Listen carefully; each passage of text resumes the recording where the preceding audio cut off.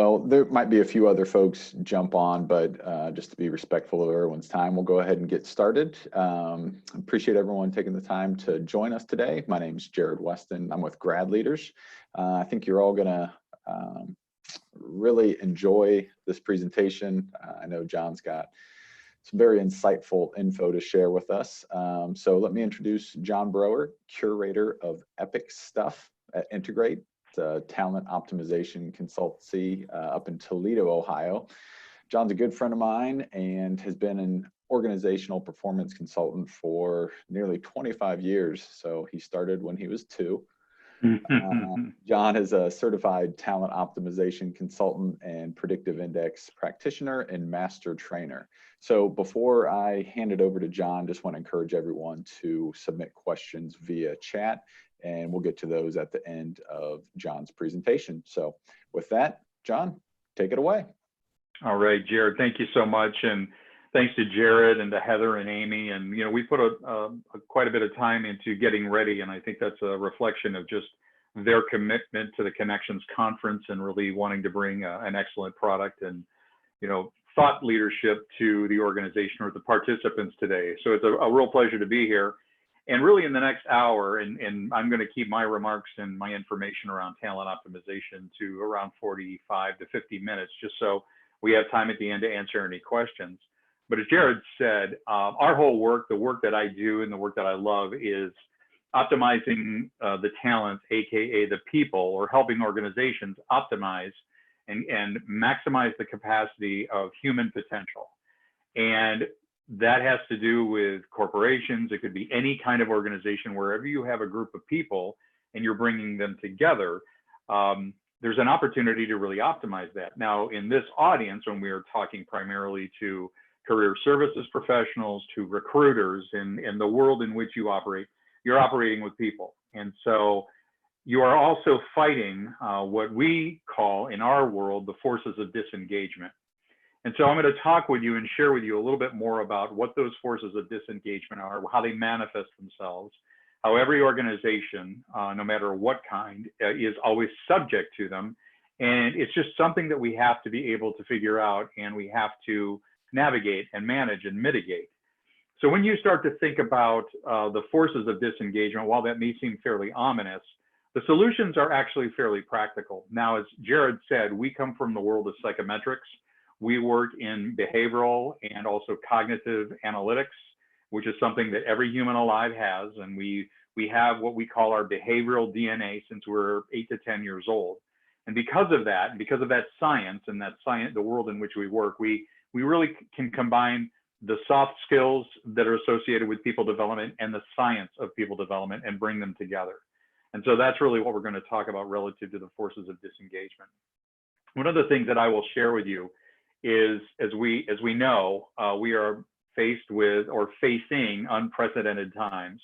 People could talk about, you know, we are now looking at things in terms of pre-COVID and post-COVID, and we are thinking about the new normal. We talk about the next normal, because whatever is going to be considered normal next week is probably different than what we're facing right now.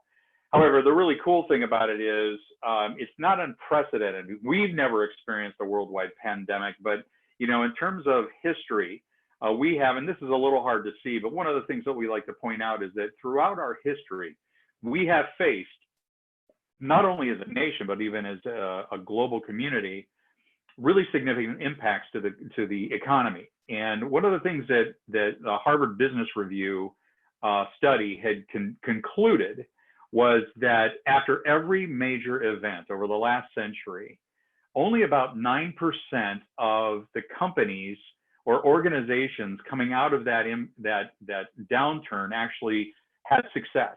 I mean, they all emerged from the downturn, but only about 9% it really thrived, is what the Harvard Business Review said. And the reason that they were able to do that is because they were able to demonstrate agility and resiliency.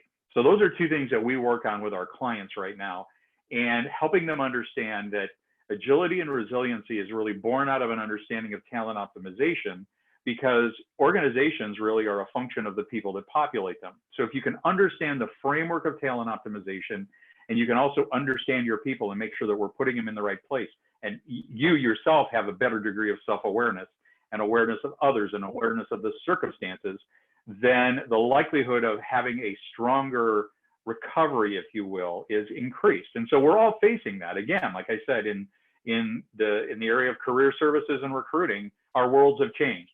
Everybody's world has changed. So we have to figure out, but we have to think about that, but we look at it through the lens of talent optimization. So what is this talent optimization? Talent optimization is a framework for understanding one really critical formula. It is how to match up our talent strategy with our business strategy to get the results that we need. So if you think about an organization, any organization, they have some sort of a strategy. Now, it may be profit focused, it could be people focused, it could be any number of different objectives associated with whatever that strategy is. That strategy usually bridges over to a result. Well, inside of that is where our talent lives, and we have to be able to optimize that. So talent optimization is really made up of 4 aptitudes, and those 4 aptitudes are diagnose, and we're going to look at each one of these individually, but diagnose is just like what it says. How can you possibly solve an issue without diagnosing what's happening? It's like going to see your physician. You don't walk into your physician's office and your doctor says, you know, how you feeling? Well, it hurts when I do this. Well, we're gonna do some invasive surgery on you tomorrow morning. No, you expect more tests and diagnostics to make sure we know what's going on. So that's one aptitude. The next aptitude has to do with design.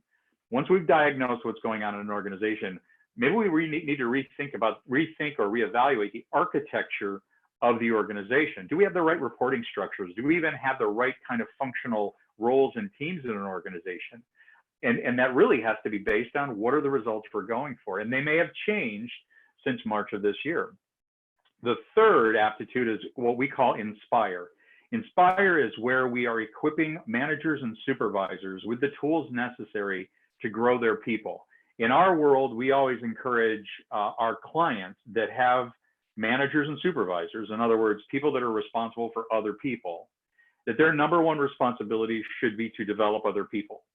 And if that's not a primary objective of being in management and a supervisory role, then an organization needs to rethink their design of how they put people and why they put people into leadership roles. And then finally, we're going to talk about hiring. And hiring has to do with, it's not just looking for candidates from outside an organization. You could very well be putting people into new roles that are coming from the organization. So refitting people into roles for which they are most suited or best suited. And when we start to think about the 4 aptitudes, and we'll break each one of these down a little bit, and when we start to think about those 4 aptitudes, it helps us get a better understanding of what talent optimization is. And ultimately what we want to do is we want to increase performance of the organization, and we want to increase engagement. So in your capacity, as you start to think about your roles, how can you position or help from a recruiting standpoint or even career pathing? How do we really help to factor in some of these characteristics? Or do our organizations, the organizations with which we work fully understand talent optimization? This is more than human resources. Human resources is a function. Talent optimization is a philosophy, and it is an organization-wide philosophy. Now, one of the words you heard me use was engagement. And engagement is a really critical word these days. You hear about low engagement or disengagement, and well, I will share with you our definition of engagement. And engagement is an employee's emotional commitment to the company and its goals. So you can modify that any way. It could be a person's emotional commitment to the organization and its goals. So we are actually able to measure this. And that's one of the tools we have in our platform that we work through in our analytics, our battery of analytics and assessments. But the thing is that all too often we are currently faced with alarmingly high disengagement for our organizations. And just to give you a quick snapshot from Gallup, this is actually pre-COVID. So around 33% of US employees had actually saw themselves as engaged. And so there was an emotional commitment to the organization. The very best in the world is at 70%. So I look at that and say, look, we've got an issue in this country. We've had an issue in this country. And so we now have the dynamics or the variables happening where people are now, we have now a more robust remote workforce. I know that here in Ohio, or our governor, as of 6 o'clock today, has issued a statewide mandate for masks, not just in specific counties. So what you start to see is, again, a need to think differently about how we work. And then we have to really evaluate how engaged are our people. I mean, how connected are they to the organization? How committed are they? And how do they see the organization's goals? And it's a frighteningly high number of people that are actually disengaged. So depending on where you look, you could find disengaged employees anywhere from, now I would say 63 or 67% here. It could go as 65 to 67%. Of that 67%, if you carve away 17%, those people are actually what we refer to as actively disengaged. And active disengagement is a whole nother level. These are people that actually are subversive in the organization. They are sabotaging the organization. And it is, and you would think it's like, well, why don't they just move on? Why don't they just leave? Exactly, but they don't. So these issues are extremely valid and real for organizations. But how does that help us? How do we help fight the forces of disengagement? Okay. Well, let me show you this, because this is a graphic we like to use to help us understand how to create that defense against the forces of disengagement. So you'll notice over here, the things that we're measuring over time are performance and engagement. So obviously we want people to be engaged, and we want their performance to increase. That's what we, for anybody that is being recruited, or anybody that is being placed on a career path, or we're helping to guide their career, that's what people want. I'm going to share with you just a basic truth that we use. All people want to be part of a healthy cause. Okay, humans, every individual, they want to be part of a healthy cause. Nobody walks into a job or a relationship or a marriage or anything and thinks, wow, I hope this is painful. I hope this is really, really horrible and I suffer through this. Nobody does that. Now, we may end up there, but nobody does that intentionally. So knowing that humans have a natural propensity to want to be part of a healthy cause, we want to help them get there. We want to create the landscape that helps them get there. But the four forces that are constantly working against us are poor job fit, poor manager fit, poor team fit, and poor culture fit.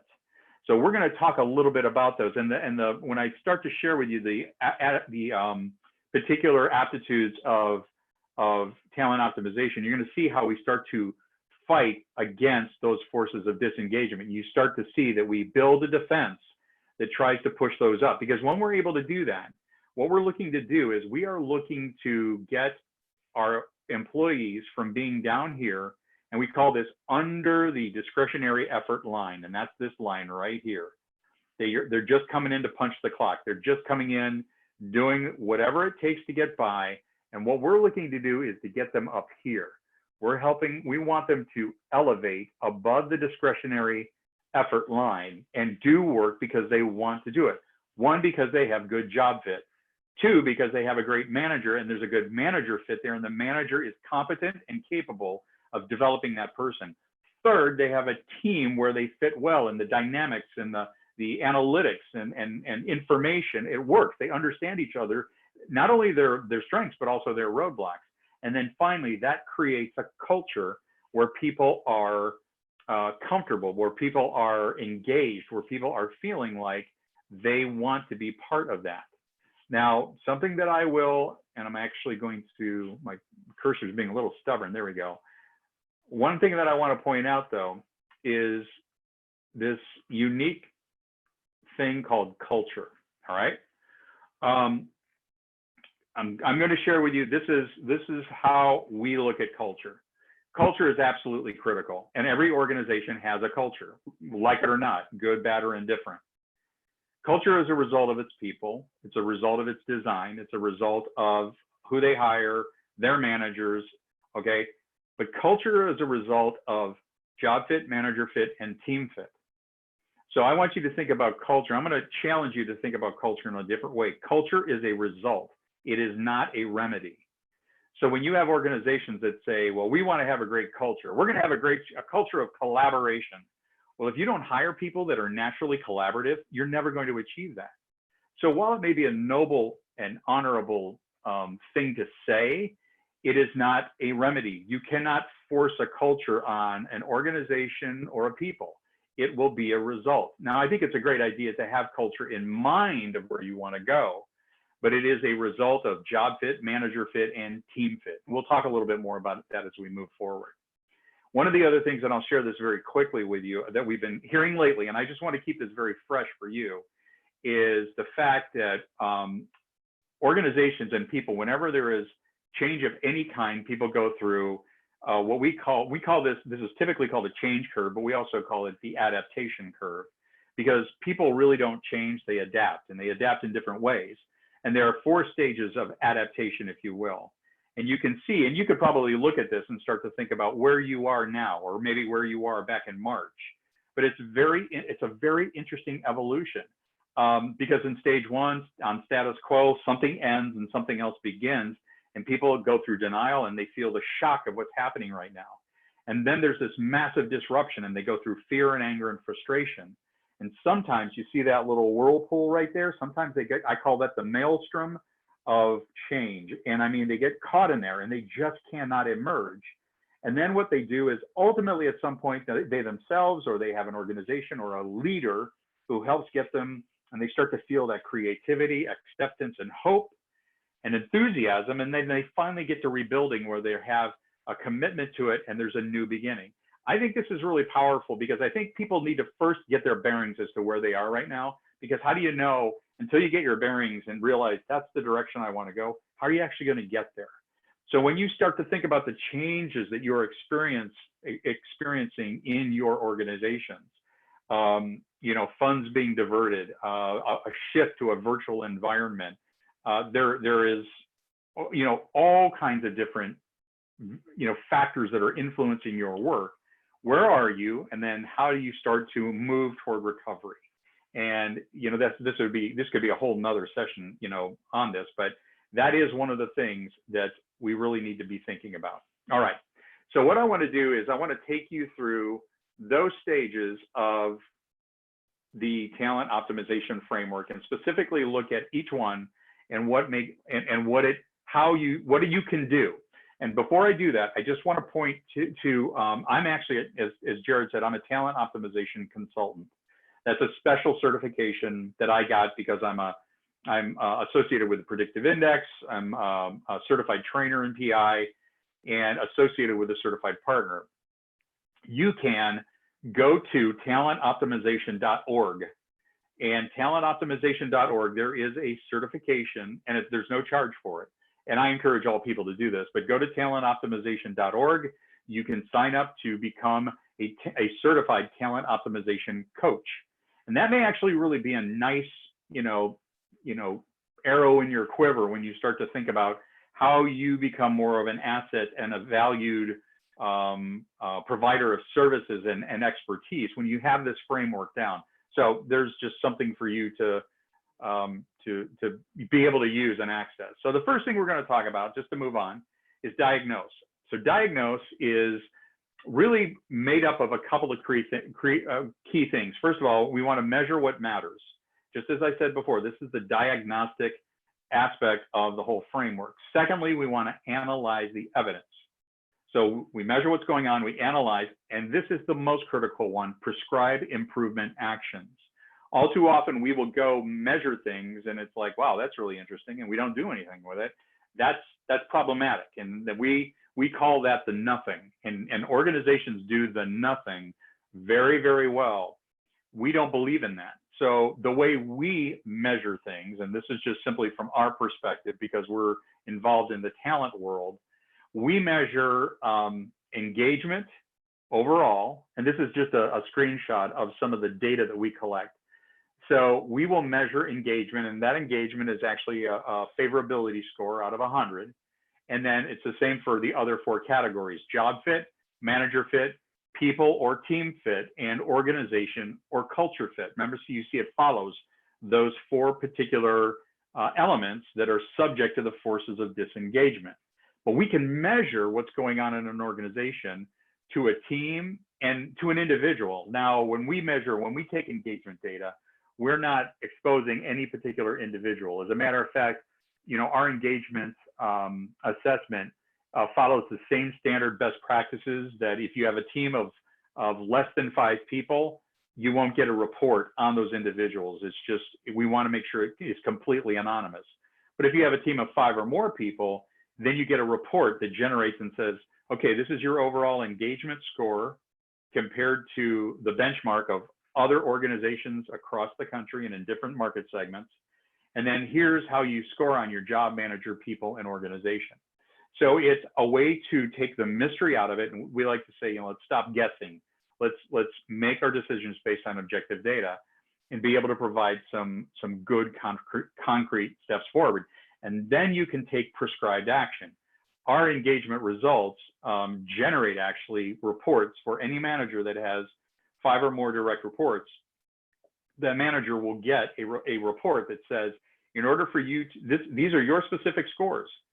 This is what your team is saying about these 5 particular areas, but these are the things you can start to do right now to move the needle on engagement. That's very unique because sometimes, because remember, in a lot of circumstances, that's where it ends. They get the engagement data and it's like, wow, that's really interesting. What do we do with this? Our platform provides for that critical next step of taking action. The next aptitude, and we will, again, I'm happy to answer any questions, and if they come in the chat, feel free to ask me a question. But design has to do with, again, the structure of the organization, and there are 4 really critical things that we talk about here. First of all, selecting your organization structure. Some organizations have quite a lot of hierarchy. Some are very flat. Some are broken down by functional groups or market segments. The architect of the organization really should be connected to ultimately what, between the business strategy and the business results. How do we get there, and how does the structure help us do that? But the next 2 items are really, really critical. Assess your leadership team fit. And trust me, when we get to work with leadership teams and we are assessing and diagnosing, is this leadership team equipped to, and are they a good fit to actually accomplish the strategy that's been put in place? We can actually measure that, and I'll show you that in a second. And then what we do is we start to analyze the senior team dynamics. We talk about how are they structured, how do they operate with one another, either well and in areas where are they challenged and where are they running into themselves. So the analytics allow us to have a clearer picture of not only the design that's in place, but even reshaping the design, and that in turn will help to shape the culture. So let me give you a quick example of this. We look at 2 things. We look at the leadership level, senior leadership, but we can look at this at team level. We can look at this at any level in our organization. First of all, we look at leadership styles. Now there are 5 leadership styles, and starting up here on the exploring, there's the exploring leaders that are known to be visionary, innovative, and risk-oriented, producing leaders that are driving, competitive, and demanding, stabilizing leaders down here. They're well-organized, coordinated, and efficient, and cultivating leaders, which are supportive, transparent, and empathetic. And a lot of you are looking at these little icons in here and going, what are these things? Well, in our world of psychometrics and our platform, the Predictive Index, we take all that behavioral data and we distill it down into some very workable personalities, if you will. Now, I'm a captain, all right? I'm a captain, and my reference profile is right here. So I'm an exploring type of person. Jared is a collaborator, okay? So he is a cultivating kind of person. He is supportive, transparent, and empathetic. I am visionary, innovative, and risk-oriented. That's how I'm naturally wired. We would call this your leadership DNA. And these folks in the middle, the flexing ones, they're flexible because they are flexible because they are the ones that are able to, right here, move in any direction, which is really envious because their ability to flex and support any one of those areas, they can kind of show up a little bit differently. Their level or their capacity for adaptation is really extraordinary. Now, why is this important? Well, it has to do with what we call two sides of the same coin. This is one side of the coin. So these are the people that are doing the work. And if you remember, I'm in the upper right-hand corner on exploring, and Jared is in the upper left-hand area on cultivating. Because the thing we have to think about is the other side of the coin, and that is the work that needs to be done. And we call those strategic imperatives. So you also have 4, and there are actually 9 strategic imperatives, but the 4 main ones follow the same labeling: exploring, producing, stabilizing, and cultivating. So since I'm an exploring leader, if our strategic imperative was to pursue new opportunities, investigate innovations, I am all over that. I am wired to do that. So that's how we diagnose leadership teams. If that's the mission of the organization and the leaders happen to be up there, chances are they're going to be successful in pursuing that particular strategy. However, let's just say we have a bunch of exploring leaders, but the objective of the organization is more stabilizing, focused on improving efficiency and predictability. It is very difficult for an exploring leader to move diagonally, just as, for example, Jared is a cultivating leader who is naturally capable of focusing on employee commitment, morale, and development. If the strategy of the organization was producing, accumulating clients, and building reputation in the field, that is more of a stretch. So when we talk about adaptation, adaptation is a good thing. It's just when it is so contrary to who you are, it becomes challenging and unsustainable. So that's why when we talk about looking at the dynamics of the senior leadership team in design and gauging their capability of being effective, that's really what that's about. So that's the two sides of the same coin where we're wanting to get a better feel for that. And as I said before, this all hinges on those 17 reference profiles. These are interesting, and I believe what we're offering as a result of this, and Jared will have some detail on that. If anybody would like to find out what their reference profile is, I'm a captain, Jared's a collaborator. Here are all the 17 of them. Very unique. And by the way, I'm a captain, but there are millions of different kinds of captains in the world. Just as that they're like, collaborators like Jared, there are millions of collaborators. But if anybody would like to know their reference profile and get a little bit clearer degree of self-awareness using our platform, happy to do that. Jared is going to be able to, we're going to be able to make that available for anybody that wants it afterward. So let's move on to the next aptitude. Okay, so the next aptitude is going to be talking about hire. Hire has to do with, again, putting the talent in the right place. And it doesn't necessarily mean recruiting from outside an organization. So what we encourage organizations is to make sure you are defining and communicating job requirements. Okay, that is absolutely critical. I mean, if we don't understand what is necessary for a person to be successful in this role beyond their resume, okay, or what we call their briefcase, I'm talking about behavioral and cognitive characteristics. That's what we measure, and that's part of talent optimization. So here's, as you all probably know, that a person's resume is the least reliable predictor of performance. When you can combine an understanding of their behavioral and their cognitive DNA or their wiring, and when I say cognitive, I'm not talking IQ, I'm talking about general cognitive ability. And what we say, what that means in our world is a person's capacity to deal with complexity and how quickly they learn. So there are some jobs for which you're trying to help, or career pathing to particular jobs or recruiting for particular roles. Some jobs are more complex than others. So if a person has a lower cognitive trait or wiring, if you will, but it is a highly complex job, then we're going to see engagement go down and disengagement go up. So matching behavioral and cognitive traits is absolutely imperative. First of all, and we also want to help leaders land top talent. All too often sometimes in our organizations, we see our clients, the managers, I call this, they sometimes abdicate their role and responsibility when it comes to being involved and accountable in the hiring and recruiting process. And again, it doesn't have to be people outside the organization. It could be, we've got talent in this organization. Let's move people around and put them in a position where they fit well. And we have to make sure that managers and the hiring managers are part of that, and the leaders are part of that. We can then predict team dynamics.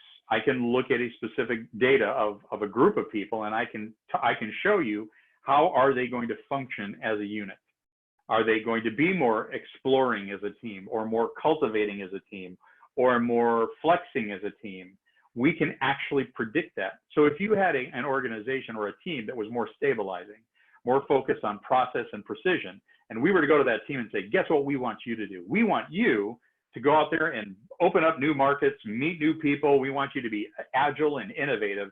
They're going to go, okay, we'll give it a shot. They're not built for that. And now, could they adapt and do that for a period of time? Sure, for a little bit of time, probably. But long term, that is such a poor use of those resources and that natural wiring of those people. And they won't find that fulfilling. So again, we can start to predict new team dynamics. That also means we can bring people into a team or remove people from a team and predict the dynamics there. And then finally, determine candidate culture fit. So let's go back to my original example. I had a client, worked with an organization that was highly exploratory. I mean, more exploring and producing. I mean, they would be, I guess they would be referred to as pathfinding if you combine those two strategic, or those two leadership characteristics and team characteristics. That is not and if somebody said, we have a candidate that wants to be part of a culture that's highly collaborative, that's not that company. So we don't want to put a candidate or guide somebody to an organization that doesn't embody or would not be a good cultural fit. So when I think of where we're in working with that organization as a captain, I'm perfectly suited to work for an organization like that. They're bold, they are comfortable with risk, they are proactive. But let's say that I had somebody who was more stabilizing, somebody who was more an analyzer, who was more process focused, that really needed that time and space to develop and create those processes. That's not this organization up here. It's not that that organization couldn't benefit from it. You would just see misalignment, and that's what we try to avoid. We try to look at the culture. And the culture is made up of those individuals. But when you are able to achieve job fit, manager fit, team fit, then culture follows suit. Okay, so moving on, I want to talk to you about the last aptitude, and then we're going to get into the people a little bit and talk a little bit about adaptation, and happy to take your questions. When you start to think about the last one, and that's inspire, that's the last aptitude of talent optimization. This really talks about how do we help managers and supervisors be far more effective in developing their people. We all know that the number one reason an employee leaves an organization is his or her manager. It also happens to be one of the main reasons that people stay.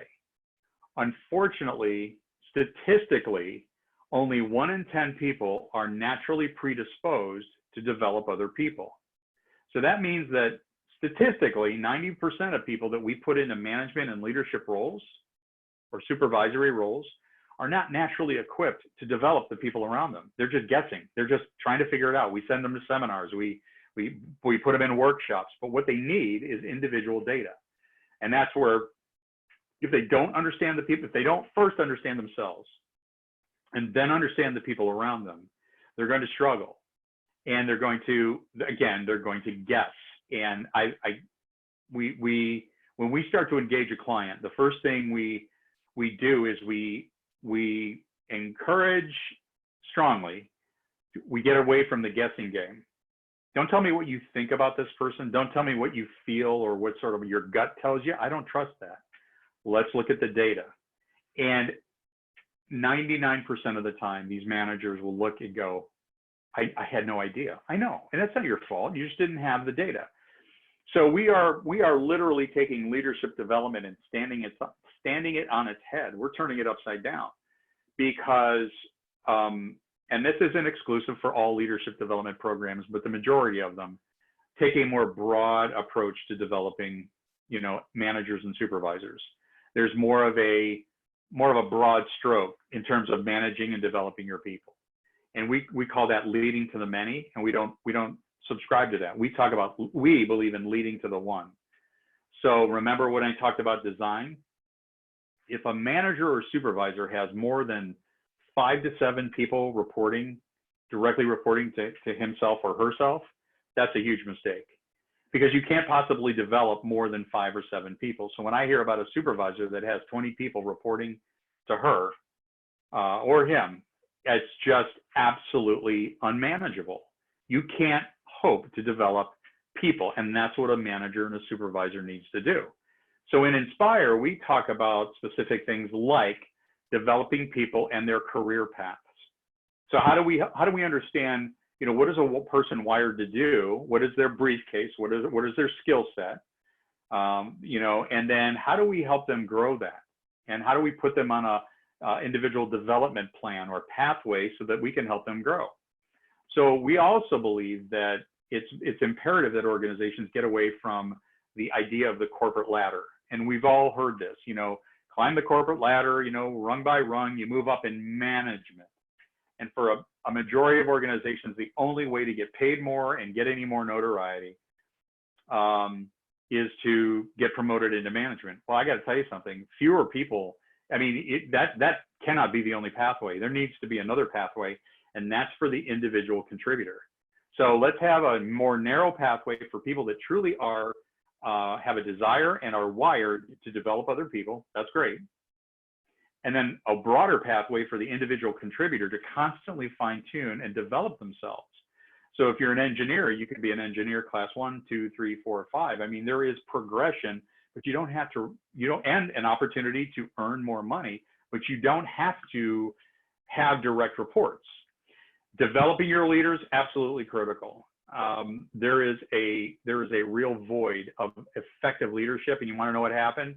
When COVID hit, it exposed it. We've worked with a lot of organizations that said, as much management and leadership development as we did, this thing exposed us. We had people in leadership roles that just buckled. They could not manage the stress, the crisis, and the change. Creating high performance teams, that's because we're able to look at their data, and then finally reinforcing the culture. And you'll see, remember, every single one of these is a build up to culture. And that's why we say culture as a result. It is not it's not a remedy. It is not a fix. You can't wish a culture into being. You can only help to build it and architect it through this. So the last thing I want to share with you as we start to think about questions, and I want to make sure that I have an opportunity to do that, is something we've been talking a lot about, and you've heard me use the word adaptation. So organizations, there's a big, and it's been around for years, and there are many models around managing change and change management scenarios and systems and everything else like that. We look at it a different way. People don't change. You cannot change a person. You cannot change their behavioral and cognitive wiring that's been in place since they were 8 to 10 years old. Now, they can change their skills. You can maybe, alter their perspective, but you can also, coerce them and pressure them to do something that they're not naturally equipped to do. But what we talk about is adaptation. So we think that adaptation is really the better way to think about how we help people grow in an organization. And so adaptation, just as a couple of, is also related to resilience. So a couple of definitions from Harvard Business Review: the ability to survive and thrive through unpredictable, changing, and potentially unfavorable events. We have another one, which is the capacity to recover quickly from difficulties, that comes to us from the Oxford Dictionary. And the American Psychological Association is the process of adapting well in the face of adversity, trauma, tragedy, threats, or significant sources of stress.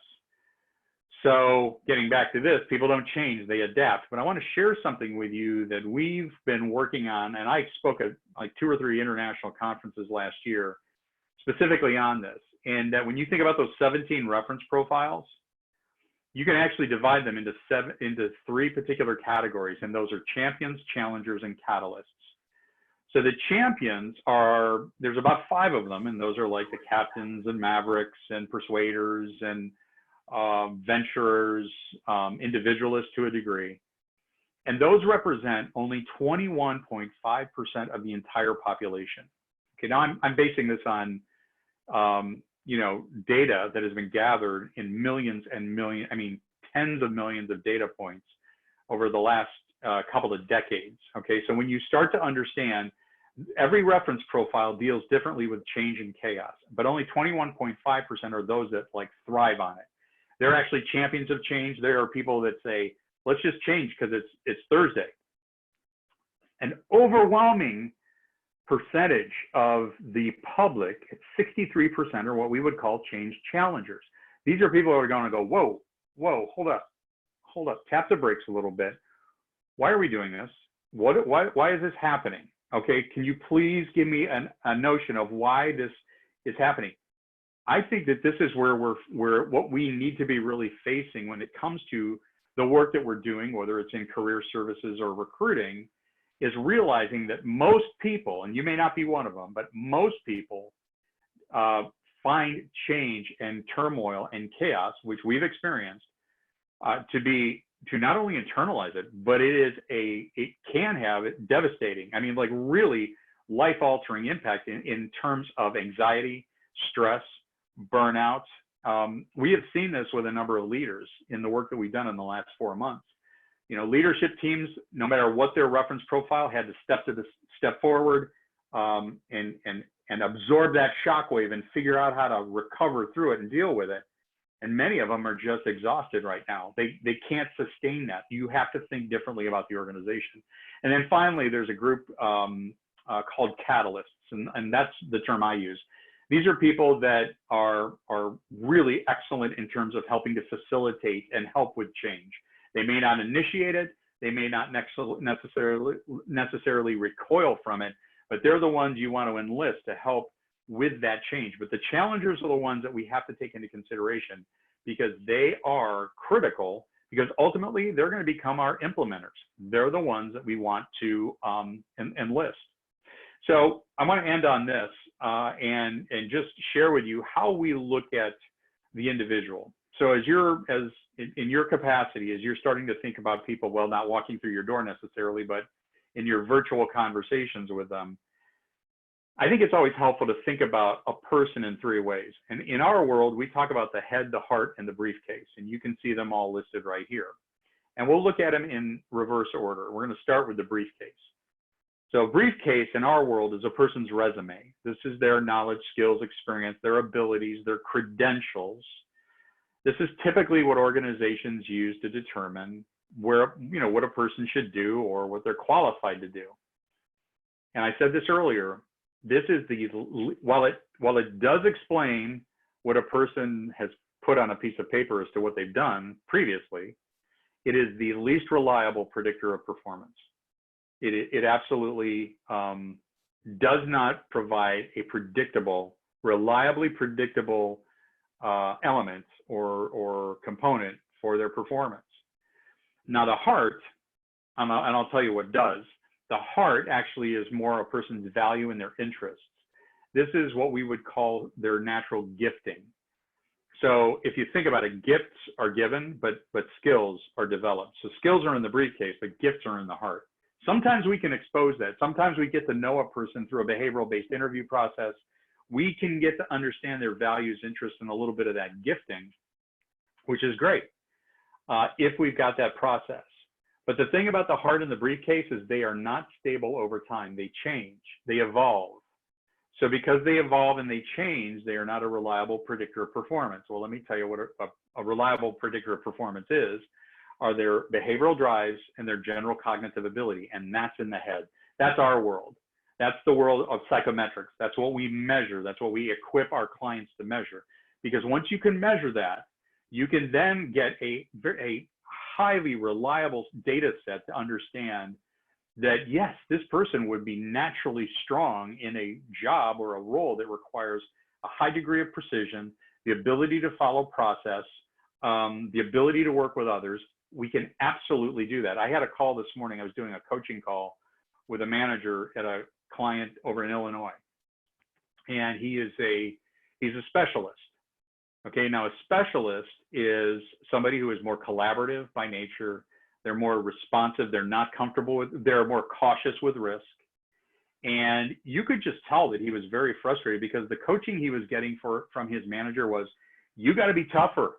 You got to lean into these people and you got to really, drive and take control. That's not him. He's that control comes out of is more in keeping with somebody like me, who's a captain, or somebody who's a maverick, or a persuader, or a venturer. Specialist is a collaborator. A specialist is more introspective and private by nature. They are very focused on process. So the instruction, what I would say, we've just started working with them, but this is guidance and coaching from a manager and supervisor who probably means well, but doesn't know what he's talking about, or doesn't know to whom he is making these recommendations. So can this person demonstrate a higher degree of control? Yes. What is the result in the manifestation? High degree of anxiety, high degree of stress. He goes, this just isn't me. He goes, sometimes, and he said this to me, I wonder if I'm wrong for this role. And I said, before you go there, I'm just wondering if you're getting poor direction, because a specialist can be, every one of the 17 reference profiles can be a great leader. Not one of them is going to stand out and say, well, you better hire all of these types because they're the good leaders. I can take any reference profile and I can help them be a much stronger leader as long as they understand themselves and they're leading from a place of understanding. That's the big difference. That's the change that needs to make place. But the thing is, the whole person shows up. That whole person walks through the door and they show up. And one of the things that we say, and we try to help people understand, and this may seem a little harsh, but people are hired for what they know and they're fired for who they are. So you think about that. Somebody comes through with a great resume and credentials. It's like, oh my gosh, this person is awesome. 6 months down the road, it's like, who is this person? They're a nightmare. I mean, they are like I don't know what is up with them, but they are like a cancer in our organization. So I leave you with that. And it's like, gosh, John, really great way to end up on a high note. But it's the reality of what we face. And so when you start to think about your roles and how you facilitate and help people from a recruiting standpoint or a career services standpoint, I just wanted to be able to give you a different way to look at it, a different perspective. So a couple of takeaways. I would encourage you to go to talentoptimization.org. I forgot I had this slide in here, so I wanted to do that. And Jared, I think we're going to make available this one, the impact of behavioral drives in a remote workplace. Is that correct? That's correct. Yep. Yep. This is awesome. This was just published by Predictive Index. They have a ton of great ebooks. So we're going to make that available to everybody. And as I said before, as a follow-up, if anybody would like to get their reference profile, information on their reference profile, and I think even a video that explains that reference profile, happy to do that. So with about 10 minutes left to go, I'm happy to answer questions or receive comments and observations from anybody in the group. Yeah, John, one quick thing, and I'm sure you've been asked this a lot with regards to the readiness for adaptation, adapting to what we have all been going through. Are there any suggestions on measuring or enhancing engagement remotely?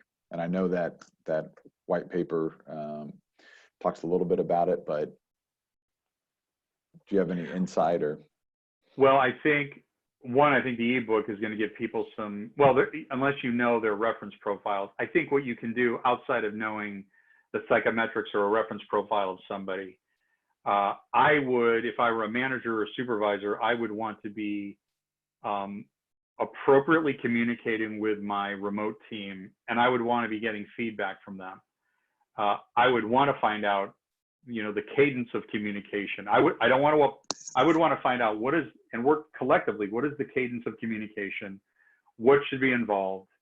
And how are they doing? I mean, I would really focus in on trying to solicit feedback and finding out not just state of mind, but really how are they doing from it's almost like a net promoter score perspective. On a scale of 1 to 10, how would you rate where you are right now in terms of your engagement, how you feel about effectiveness?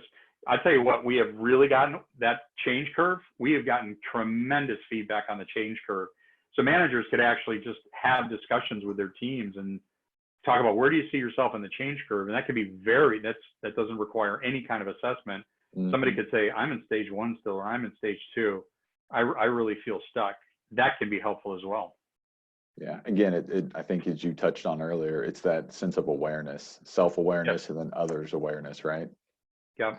Let me just give you an example too. We have I'm going to go back to the change curve really quick. So I was talking to a leader when this whole thing hit, and his response was, I'm not kidding you, this was the response. He goes, you know what? I'm not participating in this. I'm going right over here to rebuilding. And I said, that it doesn't work that way. I said, you may think you're going there, but you have to think about where your people are down here. That to me isn't real leadership. That's just being a bit stubborn and just saying, yeah, we're not participating in the pandemic. It's like, well, yeah, you are. You're going to, like it or not, and you have to think about that. So even for a manager and supervisor, that self-awareness is critical, and then really tapping into that team. Mm-hmm. Yeah, that's good. Another one, once you learn your behavioral category, the reference profile, how do you manage up and communicate with leaders to get the most out of you once you have that awareness? To get the most out of you, the individual, I often suggest if you have that data, and what you would end up getting is a page or 2 pages to talk about your reference profile, your needs, your strengths, common traps. I'd share that with my supervisor. Say, hey, I had a great opportunity to sit through this webinar. They made this tool available to me. I just want you to see this because this is my behavioral DNA. And if ever I've frustrated you or you've wondered about, what makes me tick, here it is. And I think that's really very powerful. Then if somebody goes, hey, can I get this on myself? Well, yeah, and then you can create a relationship guide. But I would often suggest, if you have that data, I've even suggested this. My son, who's a chemical engineer, is actually contemplating a move, a shift, an opportunity that's been presented. And I told him, I said, take your behavioral data in with you, put it on your resume, the characteristics of being an operator, because he's one of those chemical engineers who can connect with people very quickly, very personable, which is like what everybody well, not everybody, but a lot of organizations look for. I said, put it on there. I said, because you want to tell your story and you don't want to say yes to something that's not a good fit. Yeah, that's good.